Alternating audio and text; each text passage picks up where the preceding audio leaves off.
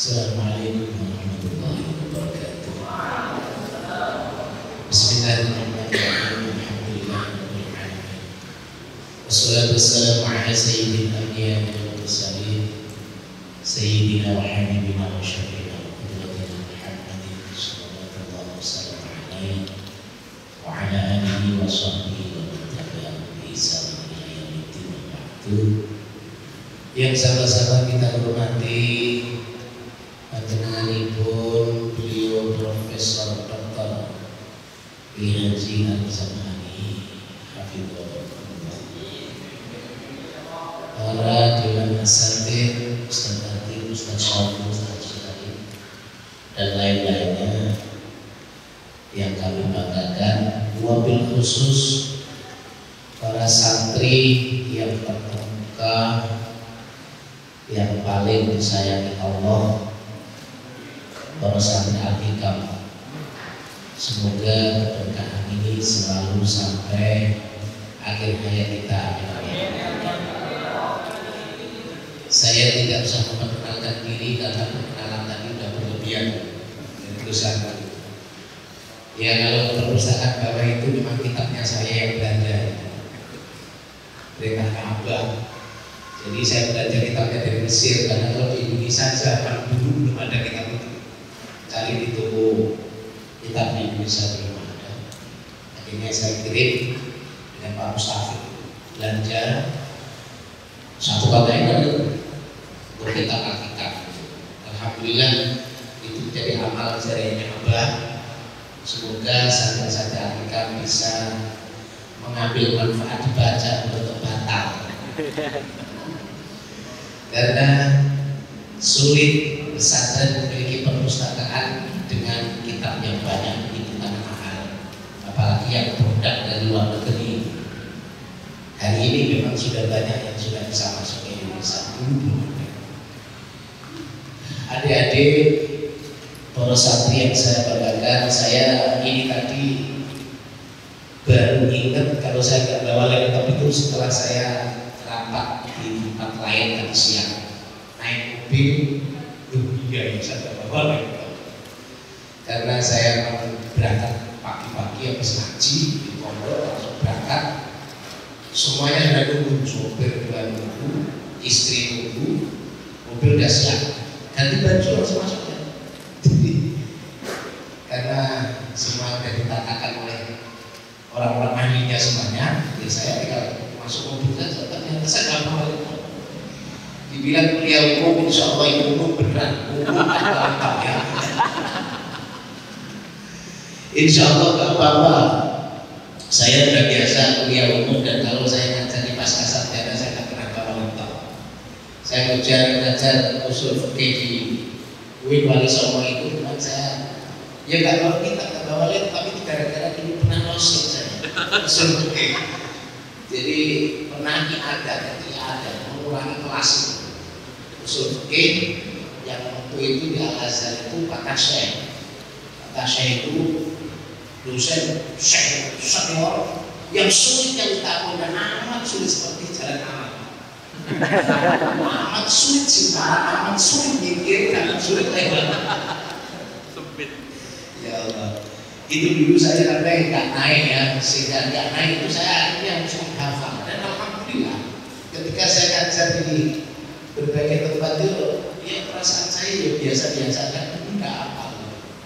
Sehingga kalau ngajar di UIN, baik di UIN atau di tempat-tempat lain itu, ya kalau saya ngajar yang sulit-sulit, saya kira malah saya nggak tega gitu. Ya yang biasa-biasa aja, karena yang biasa itu saya udah hafal juga, kita nggak bawa kitab. Pernah nggak naik kelas itu maksudnya. Jadi ada pendalaman itu, alhamdulillah saya kalau kuliah yang biasa saja nggak bawa laptop. Dan kali ini saya tidak akan mengulang di kampus karena ini hanya semacam hiburan silaturahmi. Ini nyangkut malam hari, kalau itu dinilai SKS itu misalnya Ustaz Sauku, karena ini misalnya apa itu kuliah umum, biasanya ada SKS-nya Ustaz Atim dari ngatur.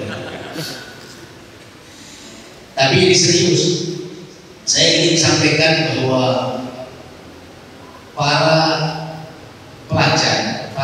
mahasiswa itu belajar masih dalam taraf teori. Nanti ketika sudah lepas dari kitab dan kitabnya itu sudah di alam semesta, maka teks yang ada di usul fikih, ulum tafsir yang ada di kitab, ketika sudah digelar di alam semesta, itu nanti akan berubah sekalipun teksnya sama. Nah ini yang saya akan ajak diskusi malam ini. Gak apa-apa, kita biasa jauh ya. Ya wes. Ayat Al-Quran wa ma ja'ala Allah wa ma ja'ala Allah wa ma ja'ala alaikum fid din wa ma ja'ala alaikum fid din min haraj. Itu adalah tujuan globalnya syariat umat Nabi Muhammad diturunkan ke alam semesta. Jadi agama Islam likullin ja'alna minkum syir'atan wa minhaja, diturunkan nabi-nabi dengan membawa syariat itu sesuai dengan masa oleh kenabian masing-masing. Nah, syariat Muhammad diturunkan ke dunia ini adalah untuk menghapus, mengganti, menyempurnakan syariat nabi-nabi terdahulu.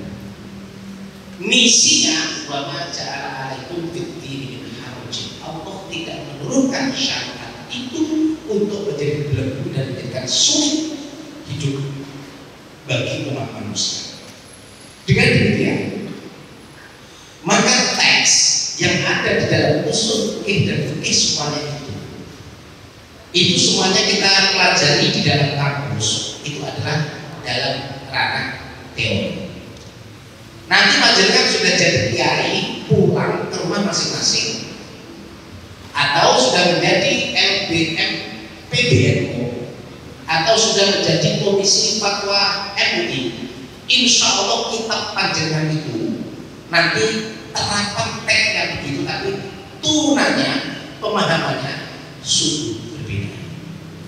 Nah ini saya minta hati para hufadzul Quran ini, nanti ayatnya iya, tafsirnya iya, kamu gak cocok dengan keadaan masyarakat hari ini. Antara teks dengan konteks sungguh tidak selalu selaras. Karena apa? Karena ini tadi memang agama itu tidak dijadikan untuk manusia belenggu, adalah solusi.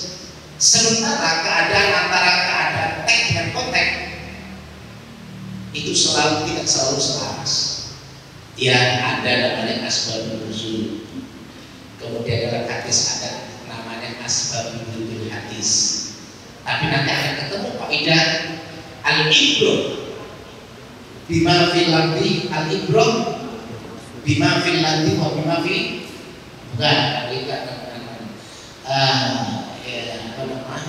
al-ibrah bi umumil ladhi la bi khususis sabab. Usul fikih dan ulumul Quran masuk. Al-ibrah bi umumil ladhi la bi khususis sabab. Yang kita stressingkan hari ini umumnya lafaz, tidak hanya asbab nuzulnya saja. Kasus dulu asbab nuzul begini, hadis asbab nuzul hadis begini, tapi lafaznya umum, maka konteks hari ini begini, maka antara teks dan konteks sudah tidak selaras lagi. Contoh, ketika corona, ini contoh konkret, jangan tak kasih contoh seperti orang kan nanti kan yang banyak. Tapi contoh lakoni kabeh ngalami kabeh mesti corona. Ini antara teks wajib Jumatan dengan teks sholat Qomah yang berubah. Nah jadi MUI antara teks yang ngerti kitab yang dalam kitabnya itu hadisnya begini, ayat Al-Quran begini, hadisnya begini, kaum ulama kabeh mengatakan begini. Tapi kenyataan yang dilakoni dengan fatwanya, dengan fatwa yang dilakoni, sungguh semuanya itu adalah berbeda dengan antara teori yang kita baca. Dan nanti pencegahan ketika ngaji, kalian semuanya di sini diajari retorika, diajari teori semuanya usul fikih dengan tafsirnya semuanya mulai asatin, begitu pulang, enggak cocok kan misalnya itulah maka harus ada kepiawaian di dalam menyesuaikan antara teks dengan konteks, karena agama ini tidak boleh disalahkan. Agama ini adalah tergantung kepada ulamanya. Ulamanya itu bisa memahami teks dengan konteksnya atau tidak. Karena agama ini sudah tidak ada turun ayat Al-Quran lagi dan tidak ada hadis lagi, sudah merdek. Pasca Rasulullah wafat, tasrek sudah tidak ada. Ayat Quran mandek, hadis sudah tidak muncul. Padahal soal di zaman bermakan syarat ini mu'abbad hatta yaumil qiyamah. Lalu sumber hukumnya sudah tidak ada muncul lagi pada masail hawadis mutajaddidah. Soal akan bermunculan kejadian-kejadian sementara dasarnya sudah tidak turun lagi. Maka ini harus ada banyak ulama mujaddid atau tidak ada mujaddid pun harus ada interpretasi ulama atau ada tausiul akal, pemikiran secara luas. Contoh tadi dalam ngomong, saya di Jawa Tengah selalu membuat tausiah, kalau nggak tausiah mesti satu. Gue dikomplain semua orang, termasuk kiai yang komplain. Padahal kita sedang melakukan darul mafasid muqaddamun ala jalbil. Ketika ada maslahat, kemudian ada mafsadah, maka kita timbang antara maslahat dengan mafsadah besar mana. Masalahnya ini abadnya yang bisa dipotong sholatnya, yang bisa diganti alternatifnya, sementara ada doror yang berbahaya, mafsadah yang besar, bahkan mafsadahnya itu sampai mengancam nyawa. Maka masyarakat ini tadi diturunkan derajatnya, kemudian diganti. Kemudian ahli usul lagi itu antara manfaat maslahat, antara maslahat dengan mafsadah harus terukur. Masalahnya seberapa, mafsadahnya seberapa. Kalau itu masih sama, tidak boleh. Masalahnya lebih tinggi, mafsadahnya lebih kecil, tidak boleh diganti. Tapi kalau mafsadahnya lebih besar, masalahnya itu terukur yang biasa, maka ini bisa terdul mafasid muqaddamun ala jalbil masoleh. Kita menutup kemungkaran, kerusakan itu diutamakan dibanding dengan menarik masalah ini sudah berjalan biasa. Ini sampai Jumatan ditiadakan, Jumatan tinggal ikut badan Hanafi, takbir tok, masjid adan ditutup kunci. Nah di sini dikeroyok orangnya, akhirnya kita keluaran kambing. Aku yang dulu ya, tempat kami lockdown. Ada Jumatan terus, tapi lockdown dengan santri tidak keluarga. Sama di masjid-masjid Jawa Tengah dulu juga begitu, seluruh Indonesia begitu. Tapi ya ada yang memang dodro nggak mau mengikuti apa, nggak mau mengikuti fatwa yang semua pun nggak apa. Itu kan urusan keyakinan memahami teks dengan konteks, urusan keyakinan memahami ilmunya sendiri dan dia harus amalkan. Nggak apa-apa. Nah ini saya yakin dari sini ini pemikirannya pun akan beda-beda antara yang tekstual, textbook dengan kontekstual. Itu pasti ini nggak bisa disatukan ini. Orang yang tasyadid pokoknya begini, kalau enggak. Saya kira di depan saya ini ada, tapi nggak banyak saya kira. Mungkin yang dari kampung sampai kota berubah-ubah. Ini contoh. Artinya kita ini semuanya ketika nanti pulang sampai kampung, saya yakin panjenengan akan menjadi ulama-ulama di kampungnya masing-masing. Akan menjadi kiai-kiai yang terpandang di kampung masing-masing dan kiai-kiai atas pilihan Pak Yai. Amin.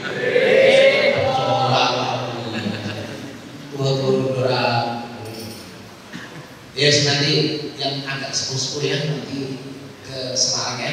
Tempat kami ada 1.200 orang. Kalau artinya di sini masih kurang penyanyi, insya Allah di sana juga banyak. Yang kelas S2, S3 ya ada, yang kelas teri masih kelas semester 4, 5, 6 ya ada. Tapi cantik yang semester 8 ke atas. Kira-kira S2 ya kalau habis itu mesti S3 ya. Ada yang kira-kira kepengen nomor lagi ke Semarang boleh ujung. Karena yang dari Alikam Malang sudah, Alikam Malang kemarin sudah 3 bis. 150 udah sampai tempat kami 3 bis.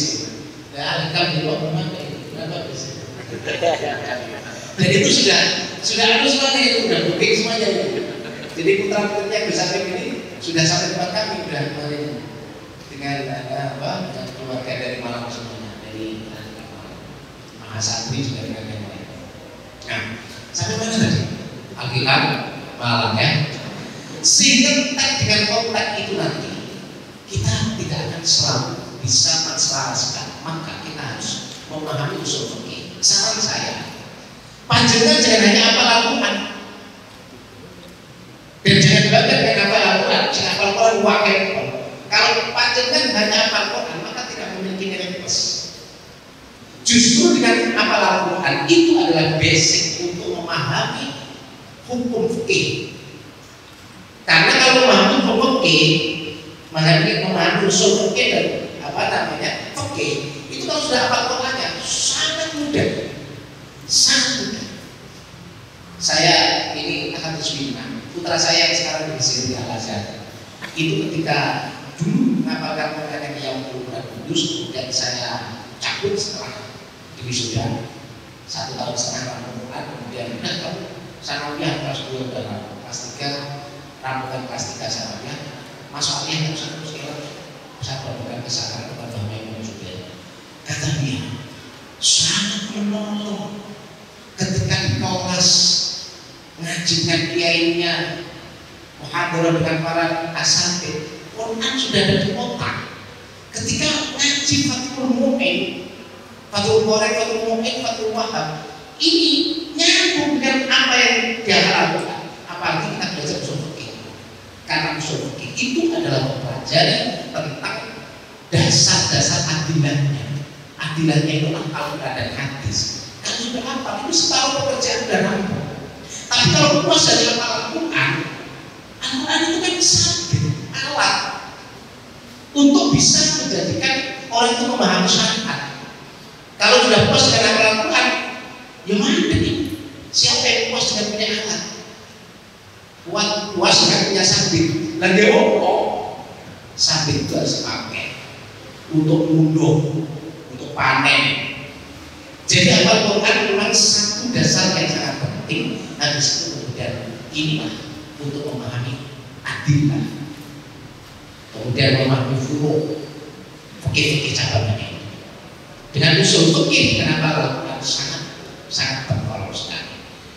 Maksud saya, kawan-kawan ini setelah Al-Qurannya itu benar-benar penting, benar-benar nempel ya, nempel, kemudian mempelajari usul fikih, mempelajari ulumul Quran, maka antara Quran yang kita hafal itu akan bisa diterapkan dengan konteksnya. Kalau sudah dilengkapi dengan kaidah fikih dengan usul fikihnya itu. Karena kayak tadi yang saya katakan, antara teks dan konteks tidak selalu akan bisa selaras. Contoh lagi ini, saya bawa pada problem. Kalau ini tadi adalah antara teks dan konteks, sekarang saya bawa pada problem. Orang itu akan dihadapkan pada problem, misalnya nanti panjenengan pulang jadi dia, maka akan ada masalah benturan dengan orang yang tidak selaras dengan pemikiran kita. Entah itu adalah sarjana atau santri yang tua yang tidak pernah belajar di kampus. Mohon maaf, saya tidak mendiskreditkan santri, tapi saya asli orang santri dan merasakan itu. Ketika saya berkuliah di Al-Azhar dulu itu ya masih seperti ya saya dulu gitu. Bukan seperti orang lain, seperti saya dulu sebelum saya kuliah dan memahami pemahaman para ulama-ulama yang memang luar biasa. Contohnya begini, ayat Al-Quran lintas dari itu hadis tanya, yusikumullahu fi auladikum lintas dari itu hadis tanya. Ini adalah furudul muqaddar untuk faraid. Yang ini adalah ayat ini tidak boleh diganggu dan ditafsirkan lain. Istidlalnya qat'i, bukan gami, dan tidak ada majalul istihad. Tapi kemudian ayat ini nanti apakah kita terapkan, harus kita terapkan di keluarga kita atau di masyarakat kita, maka ayat ini sulit untuk diterapkan. Maka butuh ranah ilmu yang lain, usul fikih dan qawaidul fikih sekaligus masuk istisna atau masuk ilmu mursalah.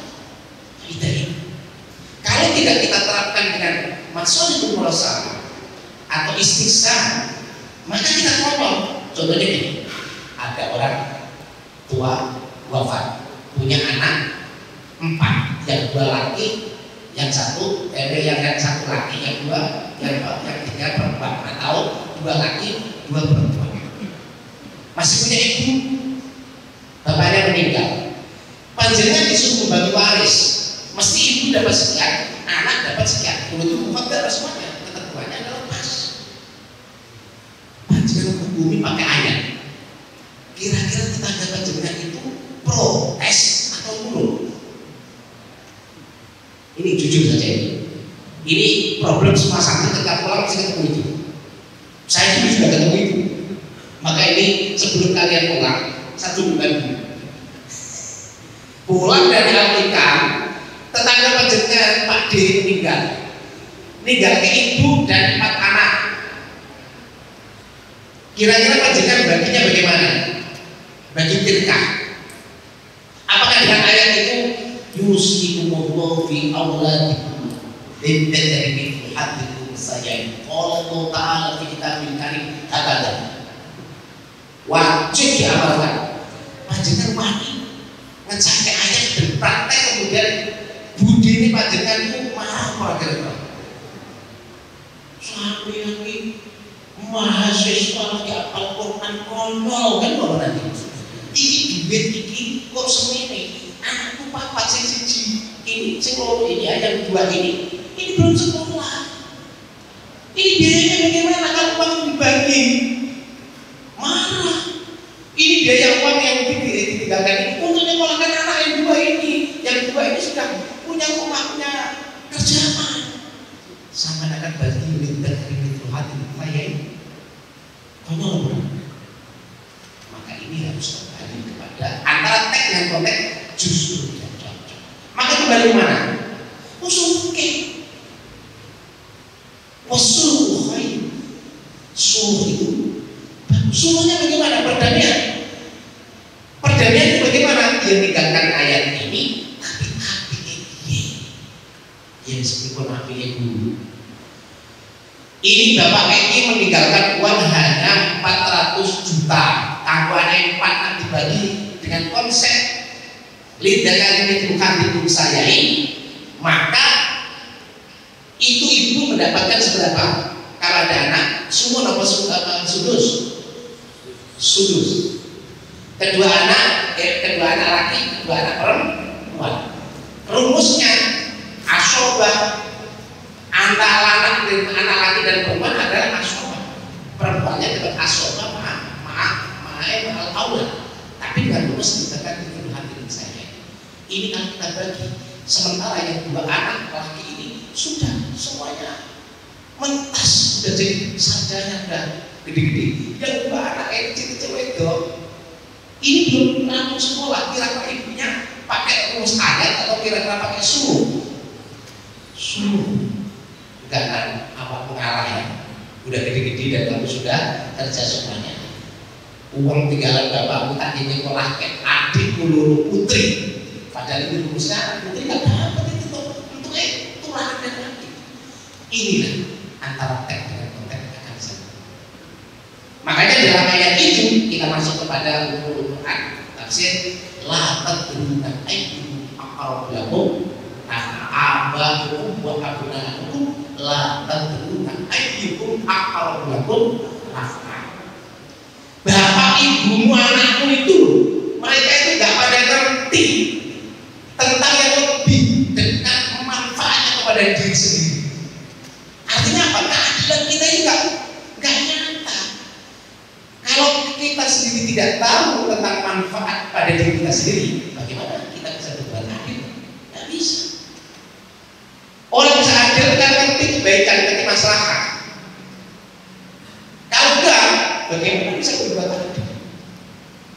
Maka Allah mengukur bahwa kalian semuanya, bapakmu, anakmu itu larat guna ayyuhal aqrabu naf'ah. Terakhir ayat itu faridah. Ini matematika Allah. Oh coba bantah. Guru itu rumput dalam tadi itu sudah, itu aturan saya kata Allah.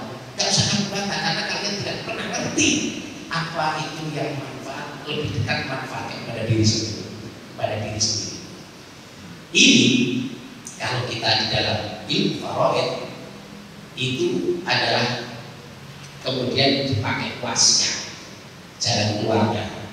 Sebelum bapaknya meninggal atau sebelum ibunya meninggalkan harta itu diwasiatkan, atau biasanya wong Jawa itu dibagi hibah dulu sebelum bapak dibagi. Ini om bensin untuk anak pertama, kemudian listrik ada apa ini untuk anak kedua, kemudian apa lagi kemudian itu bagi anak ketiga, terakhir sawah, kendaraan, mobil semuanya untuk anak dan untuk ibu. Bagi sih hibah. Kalau wasiat harus ditampil dilakukan setelah wafat. Nah di sini ini adalah jalan keluar rumah untuk tidak memakai faraid tadi, tapi adalah tergantung pada masalah tadi, kebaikannya bagaimana untuk keluarga. Wasulul khair.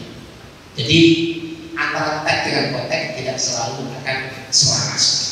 Ini contoh aplikasi usul fikih terhadap ayat Al-Quran tadi. Antara usul fikihnya harus menerangkan begini, ayatnya begini, tapi konteksnya justru beda. Sama dengan tadi perempuan, biasanya punya hak khusus. Yang punya hak khusus itu laki atau perempuan? Yang punya hak khusus laki atau perempuan? Laki. Perempuan selalu jadi objek, ya enggak? Agar perempuan khusus langsung dijatuhi vonis, lakinya boleh melakukan apa saja, gitu ya. Tapi mungkinkah ada khusus dari pihak laki-laki, istri kemudian bisa menegakkan hukum gara-gara suaminya nusus? Ada nggak? Wa in imra'atun khafat min ba'liha nusuzan aw iqadan fala junaha 'alaihi. Iku sing nusus apa? Lanang apa itu?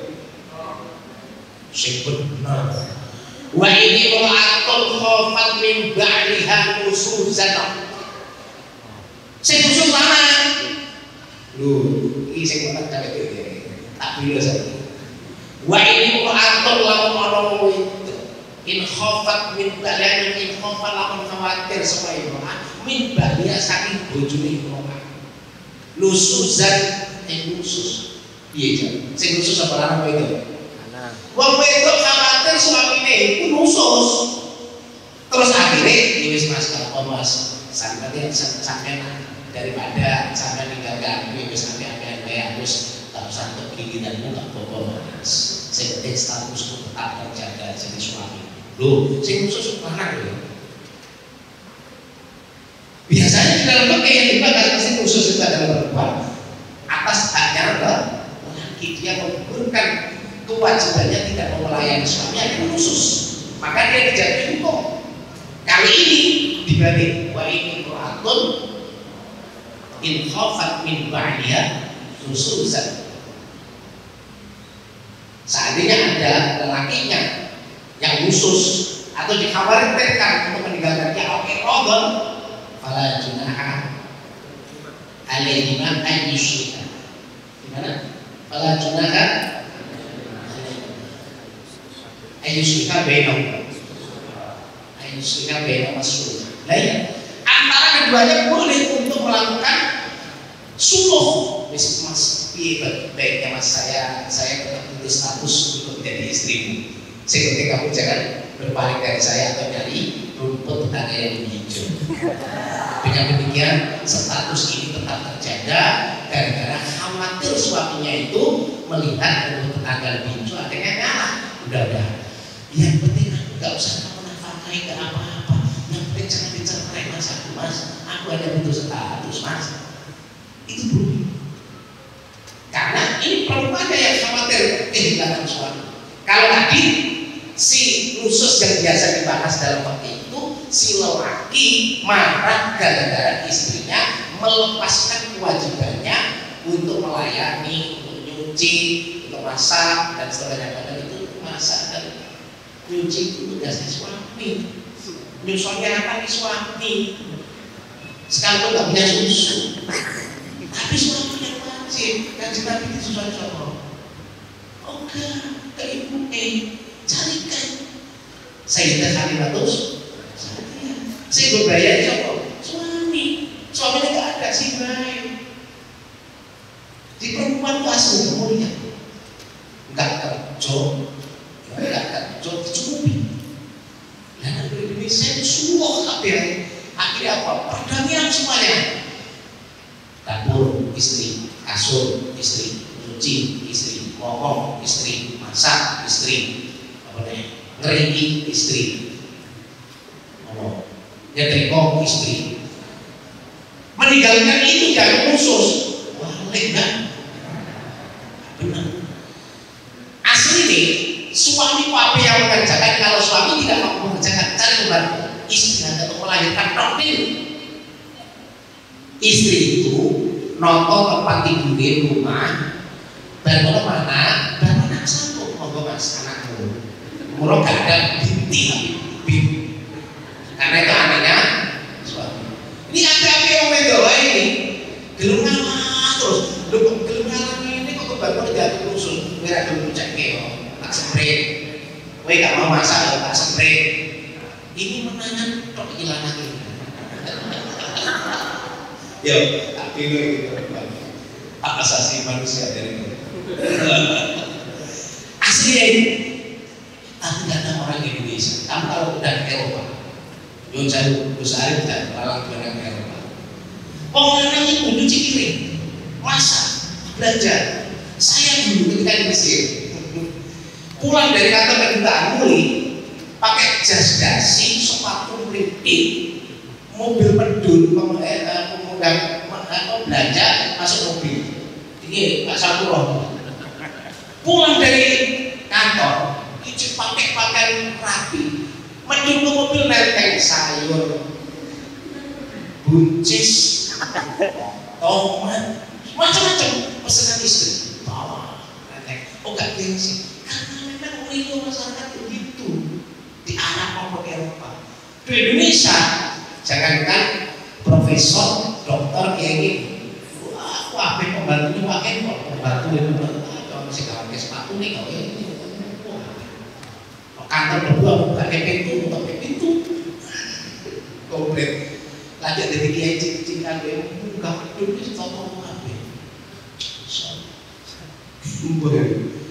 Ini kalau kiai, ini cek kiai.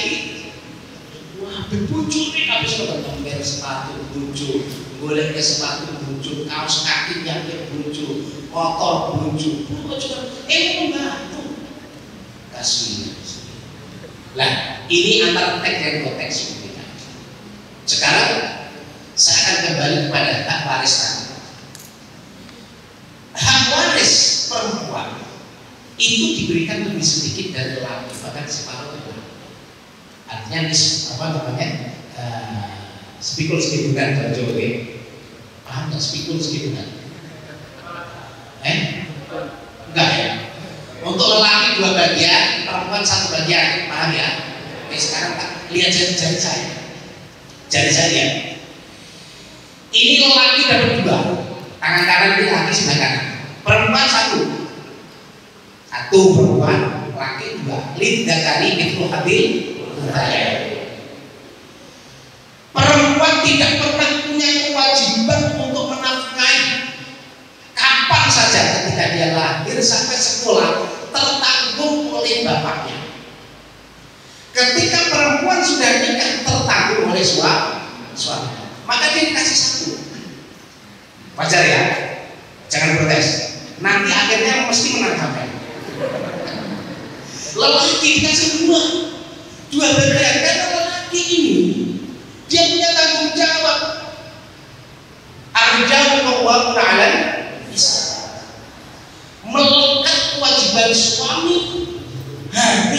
memberikan nafkah kepada istri, melekat, tidak bisa tidak. Maka kalau laki kasih 2, perempuan 1, hakikatnya kalau laki 2 ini punya tanggung jawab ke istri, 2 ini akan kurang 1 dipindahkan ke perempuan menjadi 2. Menang mana sekarang? Menang perempuan. Laki tinggal 1. Laki tinggal 1 karena punya kewajiban ke perempuan. Akhirnya perempuan dapat 2. Ini semua liok. Lalu jangan perempuan untuk podo. Tak kasih coba. 1. Podo toh? Karena hartanya itu hanya 2. Kemudian dibagi menjadi 2. Akhirnya ini menjadi 1 bagian, perempuan 1 bagian. Katakanlah kalau hartanya hanya 1 miliar, dibagi sama laki perempuan, setengah miliar laki, setengah miliar perempuan. Sementara laki punya tanggung jawab kepada perempuan. Setengah miliar ini dikasih perempuan, perempuan dapat 1 miliar, yang laki punya apa? Kolor. Keluar dari rumah bisa dibujuk, betul. Kolor toh. Ini adil gak? Nggak adil. Yang adil tadi. Makanya ayat tadi la tadruna ayyuhum aqrabu lakum faridu ta'minallah. Ini matematika Allah. Jangan kamu berkata kalian tuh tidak pernah mengerti manfaat terhadap dirimu sendiri. Coba kalau kemudian kita bayangkan, oh iya juga ya. Nanti ketemu tuh kan metok. Nah lo itu punya tanggung jawab kepada istri. Istri dapat 2, dapat 1. Sangat mulia perempuan itu. Padahal gak wajib masak, gak wajib nyuci, kok loro ya. Lalu ini jadi paham ya. Kayak gini sih. Sehingga ini ya antara teks dengan konteks aslinya ini tidak cocok, tidak selaras. Tergantung orang yang menyikapi. Tapi sesungguhnya tadi di dalam furudul muqaddarah sangat relevan. Makanya kemudian terakhir faridu ta'minallah. Ini ayat apa namanya? Ayat mawaris yang kita itu tidak pernah bisa adil. Maka ketidakbisaan kita ini menjadikan protes. Apalagi kalau perempuan protesnya, misalnya yang kalangan pegiat gender ya, minta kok sana. Ini aslinya belum ngerti matematika yang jadi saya ini tadi. Kalau dia sudah tahu minta adil, ya Allah kasih aku lagi nggak punya apa-apa. Apalagi kalau itu tiba-tiba lakinya itu tinggal di rumahnya istri yang rumahnya sudah terlanjur di atas namakan istri. Kira-kira iya. Kayak saya ini, rumah saya, tempat tinggal saya nggak pernah pakai nama saya, pakai nama istri. Karena saya khawatir nanti tanya malaikat, tanya pada saya. Jangan cinta istri saya di kamar saya. Jadi saya didahului Bang Maiko membuat rumah niat Allah siji untuk rumah kita, nomor 2 untuk ngaji atau sebalik. Niat 2, 1 rumah itu dibangun untuk ngaji ngajar santri, nomor 2 untuk rumah tangga. Maka rumah saya tidak pernah saya kunci, tidak pernah ditutup kecuali ada kucing masuk. Dan rumah saya insya Allah tidak ada isinya apa-apa kecuali kita dan piring. Kita itu untuk ngaji, piring untuk melayani tamu. Ini Bu Sari sudah beberapa kali ke tempat saya, punya kamar di sana. Dan datang jam berapa aja, monggo karena rumah dan kunci dengan sapi masuk aja. Dan itu rumah sertifikat namanya istri saya. Sehingga saya nanti kalau tanya malaikat, Fadlan, rumahmu berapa? Rumah itu atas nama istri saya, sertifikatnya istri saya. Dan saya lihat, saya nggak bawa rumah itu saya untuk ngajar ngaji dan untuk rumah terima tamu. Lepas tuh malaikat wahyu dan dapat jalan masuk surga. Ini kalau ada kasus seperti ini, ya kasus seperti ini, lelaki gak punya hak apa-apa, sudah terlanjur ada sama istri. Istri dikasih 2 bagian, laki 1 bagian. Sementara suami wajib nafkahi istri, metu kolor kayak saya ini. Kalau diusir istri saya dari rumah, saya cuma ada apa-apa. Rumah tanah istri saya tidak punya apa-apa. Nah, ini contoh ya. Jadi ayat Al-Quran tadi kita pegang teguh, kemudian seperti kita pegang teguh. Berarti yang sudah hafal Al-Quran punya tugas harus memahami syariat ini dengan hafal Al-Quran itu sebagai dalil-dalil yang pentingnya. Jadi dalil-dalil yang apa? Dalil-dalil yang dibuat untuk sumber segala hukum, yaitu Al-Quran dan hadis. Dengan demikian, maka kita akan bisa memahami fikih dengan baik karena kita tidak hafal dalil-dalilnya. Ya bukan berarti kemudian kita hafal Quran dan sudah bisa, tapi lebih nyaman kalau sudah hafal Quran, maka semuanya tersiapkan di sini semuanya. Saya kira ini sebagai motivasi semua santri, calon ulama semuanya, amin. Ini juga terjadi pembukaan untuk diskusi malam hari ini. Syukur, assalamualaikum.